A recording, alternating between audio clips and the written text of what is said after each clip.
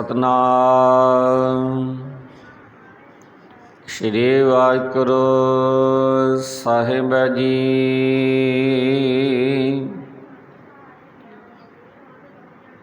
आबहु सिखा सतगुरु की प्यारे हो,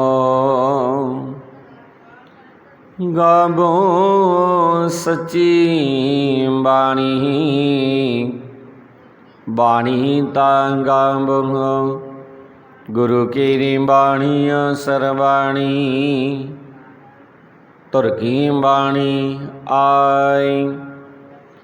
तिन सगली चिंत मिटाही, दयाल पुरख मेहरबाना, हर नानक साच बखाना।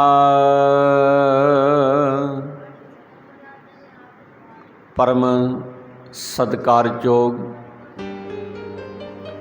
सतगुरां दी साजी निंबाजी, गुरु प्यारी गुरु सवारी, गुरु दा खास रूप साध संगियो आप सरबत सिख संगत दा बहुत बहुत धन्यवाद किया जाता है जी। चिया नूं आख्या जाता है। सो आओ गुरमुख प्यारिओ, रल मिल के सतगुरां दी पवित्र बाणी विचार करिए।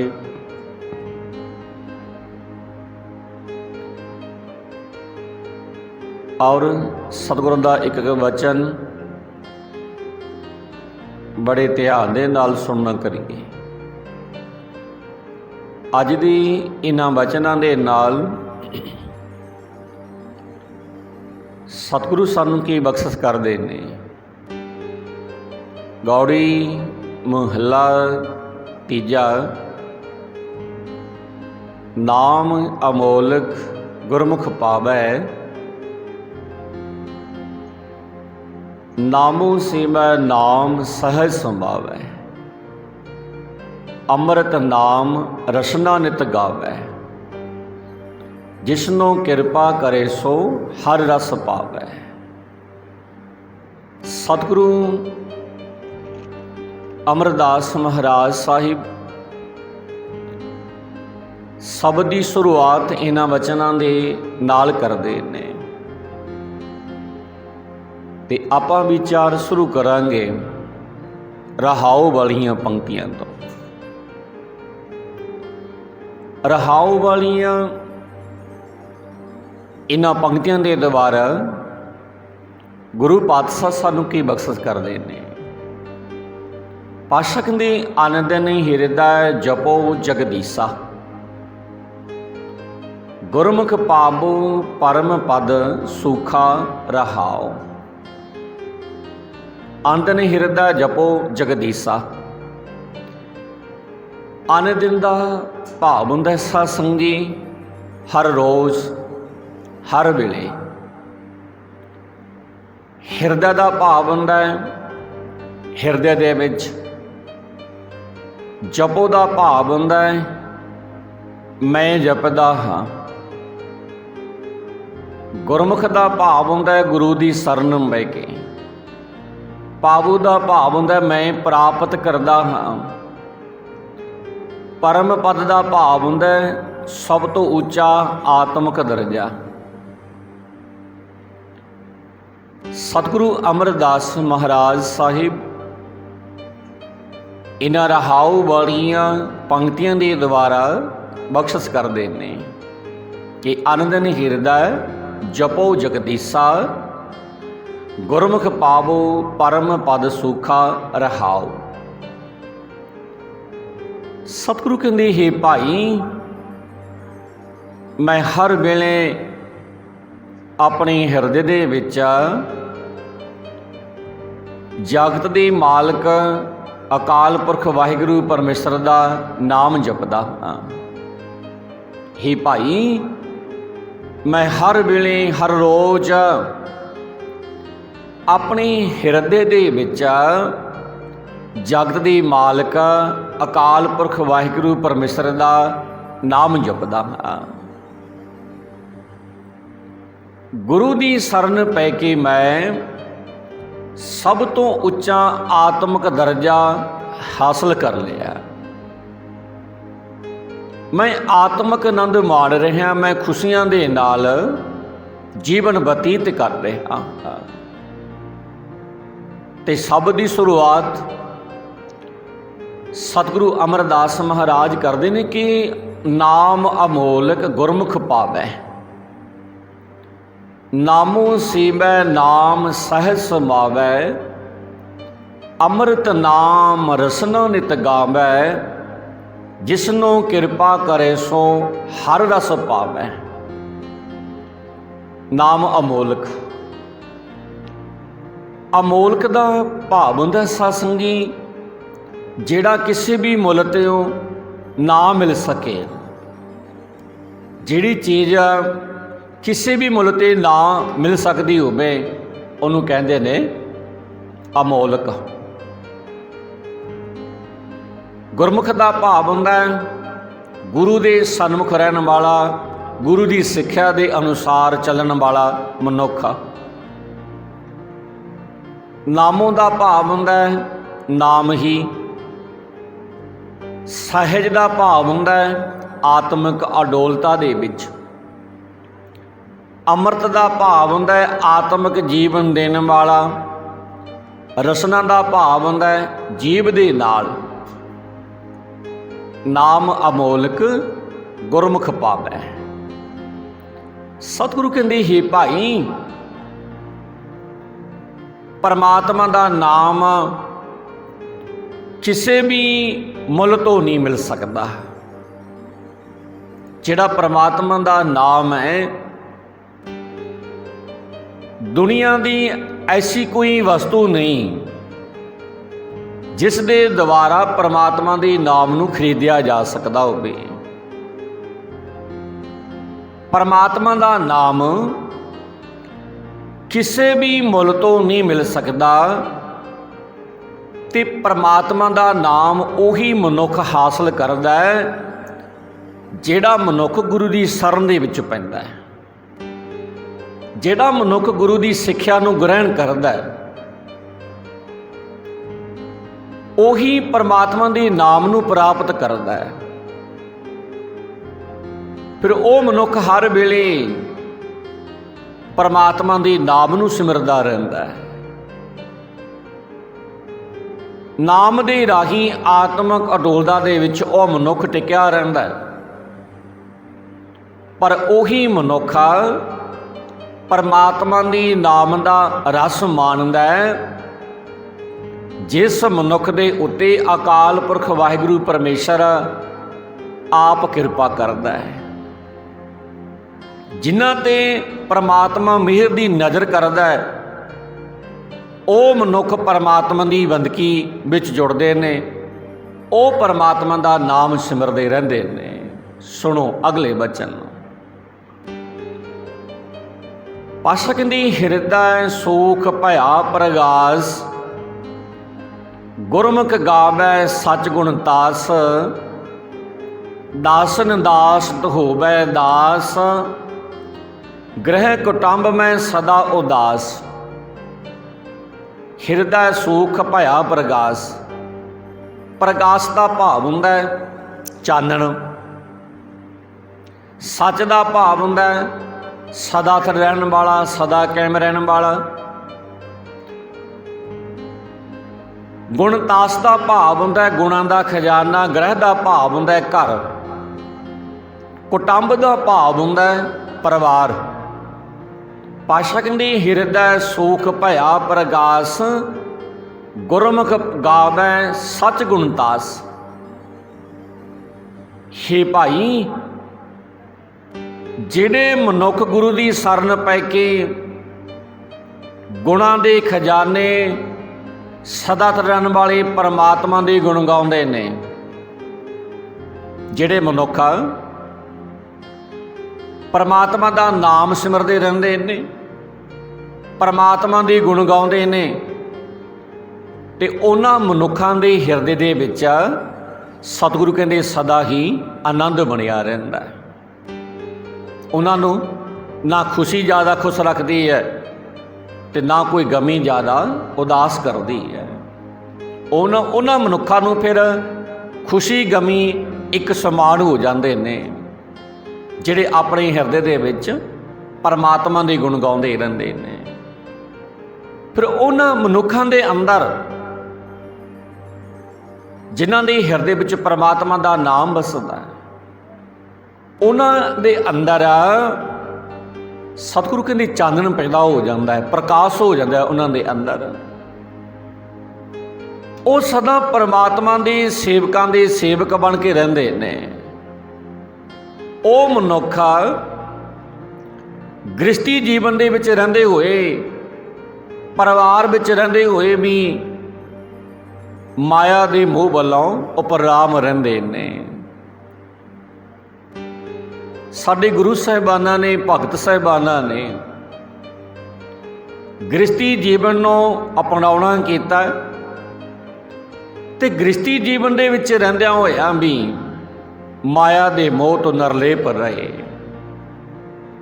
ते जिहड़ा मनुख परमात्मा दी बंदगी करदा है वो चाहे गृहस्थी जीवन वाला होवे, परिवार विच रहिंदा है, फिर भी माया दे मोह तो उपराम रहिंदा वो मनुख। सुनो अगले बचन, जीवन मौकता गुरमुख को होई, परम पदार्थ पावै सोई, त्रैगुण मेटे निर्मल होई, सहजे साच मिले प्रभ सोई। मुक्त का भाव हुंदा है माया के बंधना तो आज़ाद। को दा भाव हुंदा है कोई बिरला मनुखा। सहजे का भाव हुंदा है आत्मक अडोलता विच टिके। साच का भाव हुंदा है सदा सिर परमात्मा दे विच जुड़े रहन करके। सतगुरु अमरदास महाराज इन्हां वचनां दे नाल बख्श करदे ने। पातशाह कहंदे हे भाई, कोई बिरला मनुखा, टामा टल्ला मनुखा गुरु की शरण पैंदा है। दुनिया का कार विहार करदा होया माया के बंधना तो आज़ाद रहिंदा कोई, वो बिरला टामा है मनुख कोई।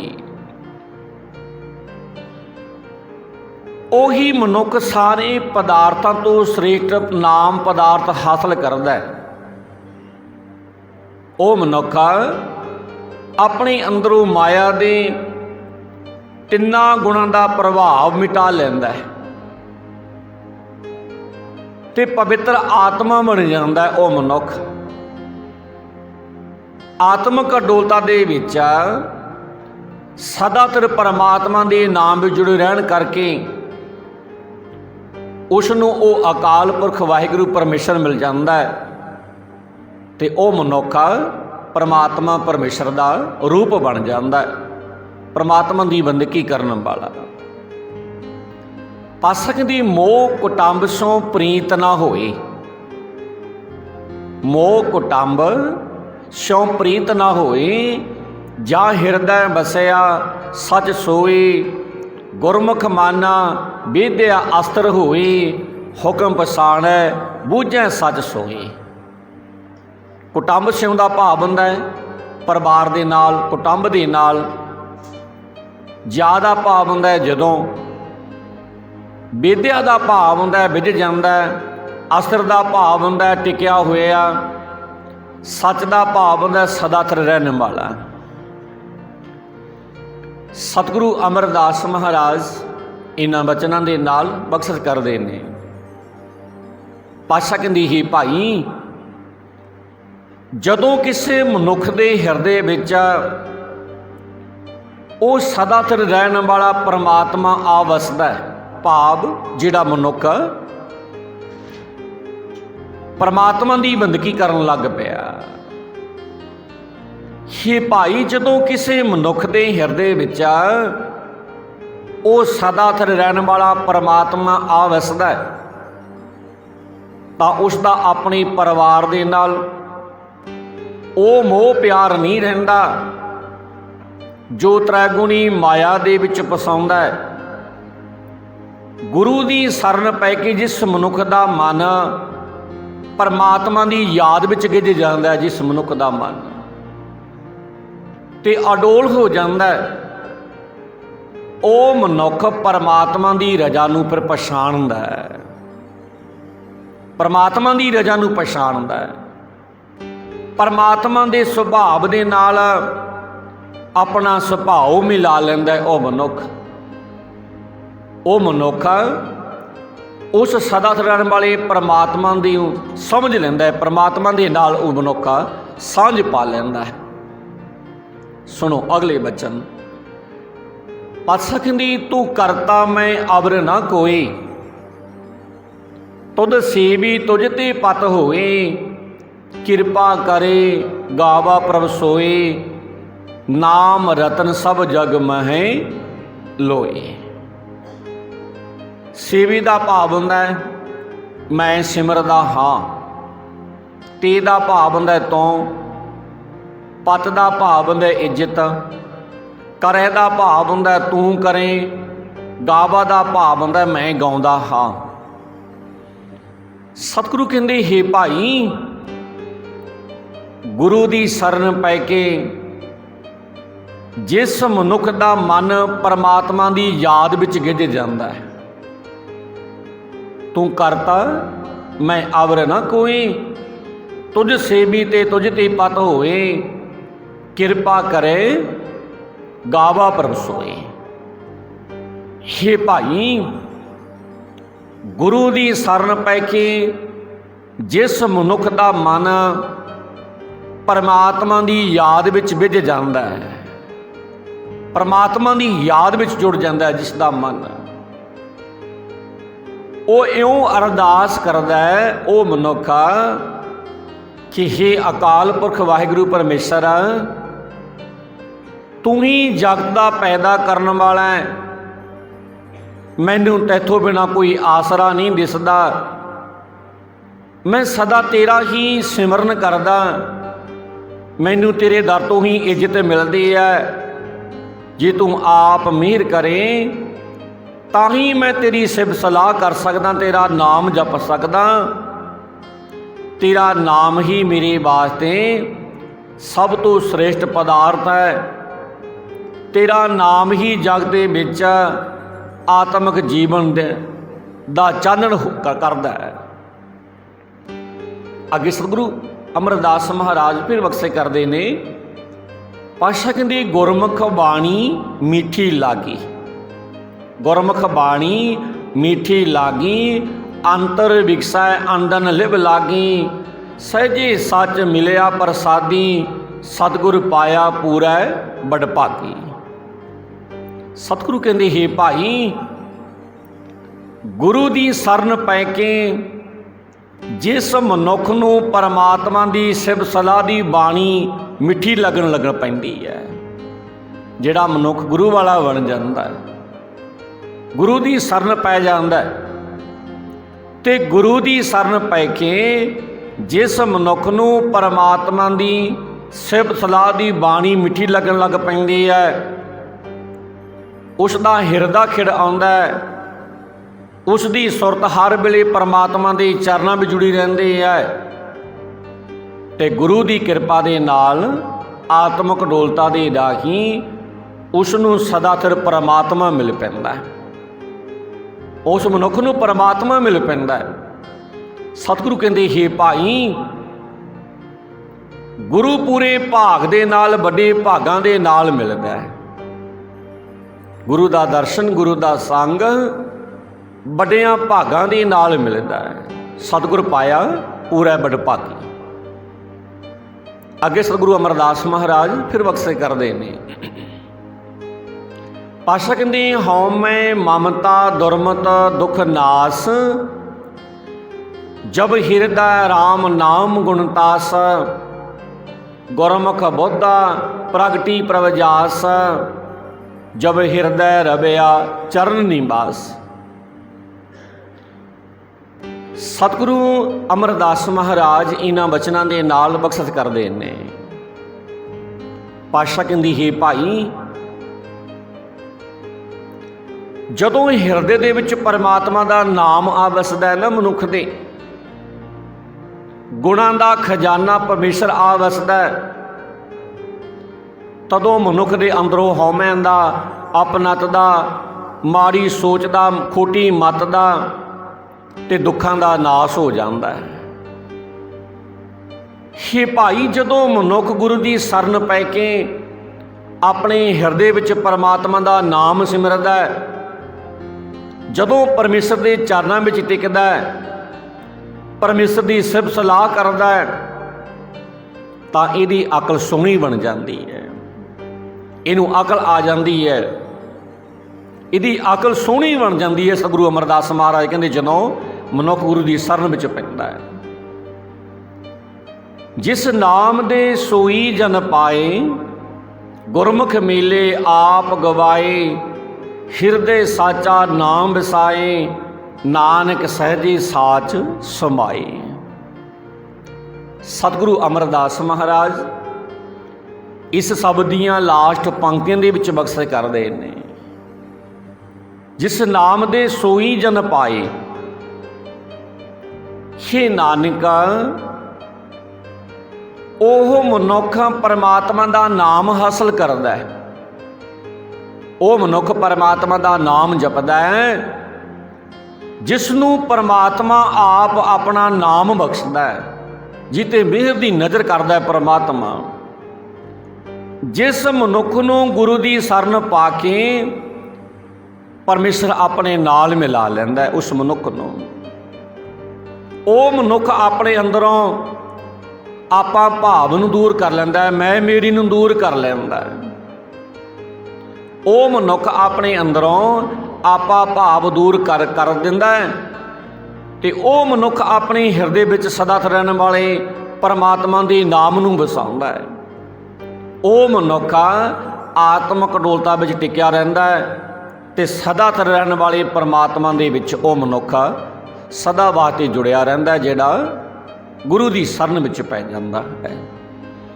ਇਹ ਸਨ ਬਚਨ ਸਤਿਗੁਰੂ ਅਮਰਦਾਸ ਮਹਾਰਾਜ ਸਾਹਿਬ ਜੀ ਦੇ, ਤੇ ਇੱਥੇ ਅੱਜ ਆਪਾਂ ਸਮਾਪਤੀ ਕਰ ਦਿਆਂਗੇ। ਕੱਲ੍ਹ ਤੋਂ ਅਗਲੇ ਬਚਨਾਂ ਦੇ ਨਾਲ ਫਿਰ ਜੁੜਾਂਗੇ।